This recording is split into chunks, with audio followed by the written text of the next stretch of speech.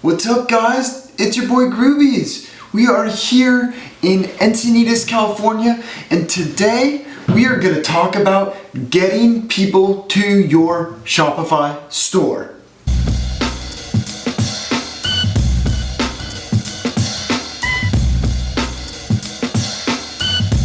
Alright, if you are going to be doing drop shipping for your clothing line, if you guys don't know what drop shipping is, it's basically where you take a product, you post it on your store, and then you have a partner who's working behind the scenes that's taking your orders and fulfilling them for you. They are making your products or storing your products and sending them out directly to your customers. It's a great way to do business because you don't have to buy a ton of inventory up front if you're making stuff on demand.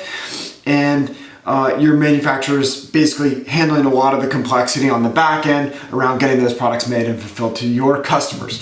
So maybe not the highest margin way of doing things, but super simple and a great way to get started. So as you guys probably know, Applique, we are working with Shopify. So you can, if you want to get involved in the dropshipping program, you can write us a quick email at cs@applique.com and we can go ahead and get you set up on that. But what we are here to talk about today is you have your Shopify store, you have your designs, and what? What's that sound? Is it crickets? It might be crickets. If you're just getting started, it's crickets. You just opened your store, or you're just getting your line started. And the first thing you need to do before you can start even selling stuff is getting people to your website. And so there's a bunch of different ways you can do this. I'm gonna talk about one way to do it, and it's a way that I personally like to do it. I don't know if it's because I'm just like super cheap. I don't want to expend a ton of money on marketing, but it's basically SEO. SEO stands for Search Engine Optimization. And all it is a way of building your websites, your Shopify stores, in a way that search engines care about your website and they serve you up when anyone makes a search. If you're going after organic SEO, like unpaid SEO, it's free. Doesn't cost you anything. Just the time and the energy that it takes to build a really good site. And then on the other hand, it's also going to be sending people to your site who are looking for the things that you have. So if you're making dog t-shirts with dogs on them, and somebody types in dog t-shirts, that person's already looking for dog t-shirts, so that's a person that you want to find your clothing line. There's not a tremendous amount of mystery to SEO. Like, you can figure it out pretty quickly just by kind of doing a couple Google searches, reading articles online. But the good news is that your Shopify store really comes out of the box with a decent foundation for SEO. And the way you rank well in Google is by creating content. Really, it's all about the number of pages you have, the quality of pages you have, and how your pages are organized on your site. And if you're thinking like, oh my God, I gotta create a ton of content. As you're creating products, each product page you create is really content for you. And every time you upload an image to Shopify, like a product image or a lifestyle image or an image about your brand or your brand story, all of that stuff is content that search engines care about. But you need to take the time and the energy when you're creating your content to create the content in a way that people will care about it and therefore search engines will care about it. So if you scroll all the way down to the bottom of your product page, you'll see there's a little section that's almost kind of hidden. It's like SEO section of Shopify product pages. And that's a really important section because like by default, it's just gonna call your page whatever you named your product. And your product names could be kind of funny or cool or brandy, like about your brand. But if it's not your keyword search term, you should definitely go down into the SEO section of your product page and make that a search term. And that page title, that needs to be a headline. If you guys don't know what I mean by headline, it's like those clickbait boxes that you see at the bottom of pages when you're like reading articles online. You're like, oh my God, I feel compelled to click on that. So you have to write content and copy in a way that people want to click on it. You got to make a promise to that person who's looking through the Google search results. They're scouring everything, and you need to make a promise to them that whatever it is they searched for, you got it. That page is the page they're looking for. So really, you don't need to get like super salesy, like save money or put a price in there, nothing like that. but write good headline copy. I'll put a ton of links below about how to write good headlines. There's a bunch of existing headlines that exist, but things that are interesting, that pick somebody's interest, that just grab them and like make them want to click.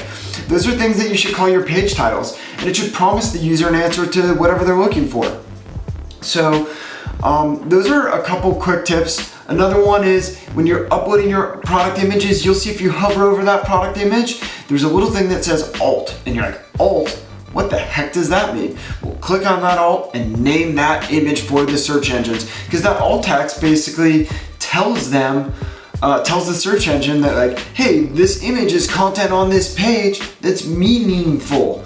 And it can help improve your search rankings when the vast majority of your images have alt tags, especially like on any particular page. And those alt tags are the same as the keyword that you're optimizing for. All right. I guess another whole point that you really need to know about with SEO is it all comes down to keywords. And what does a keyword mean? It's basically the thing that people enter into the Google search box of what they're looking for. And humans are interestingly similar in that massive amounts of people will search for the same things. And so you need to do research on what keywords you want to rank well for.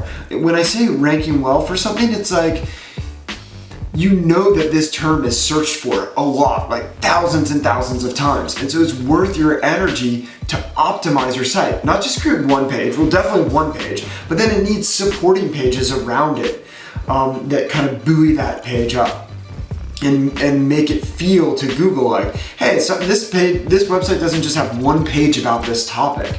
It has 10 pages about the topic. And there's this one primary page, and there's all these other little pages below it that link up to this primary page. And that primary page will begin to rank well for that keyword search term.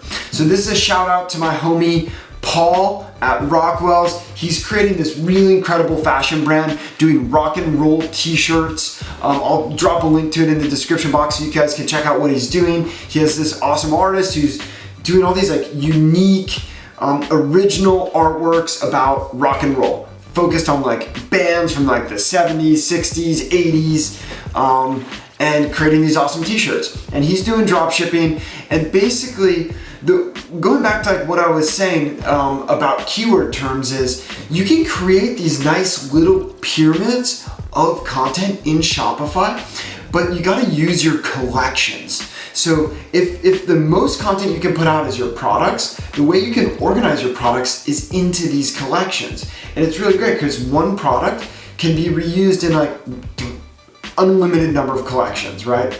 And so let's say we are gonna help Paul and think about SEO for Paul. First and foremost, his website is about rock and roll t-shirts or rock t-shirts. In fact, that's a really good search term for rock t-shirts.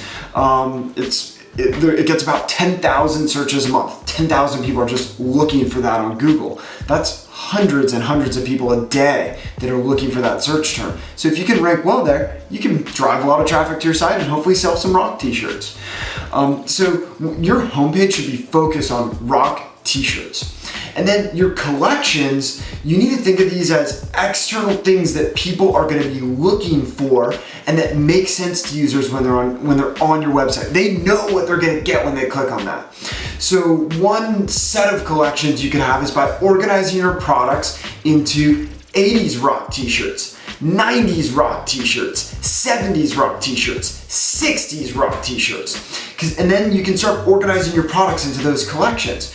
Now you have your homepage, rock t-shirts, and you have 5 collections below it that are optimized for the genres, like decades of rock t-shirts. So that one little strategy right there can help you start to buoy up around rock t-shirts. Now remember, on every collection page, you need to go through and set up your page title and your meta description all the way at the bottom of Shopify as well, and make sure you're optimizing for each one of those genres. The cool thing is, not only are you going after the 10,000 organic searches for rock t-shirts, each one of those categories has its own keyword. 80s rock t-shirts, 90s rock t-shirts. Each one of those gets a few hundred searches a month too.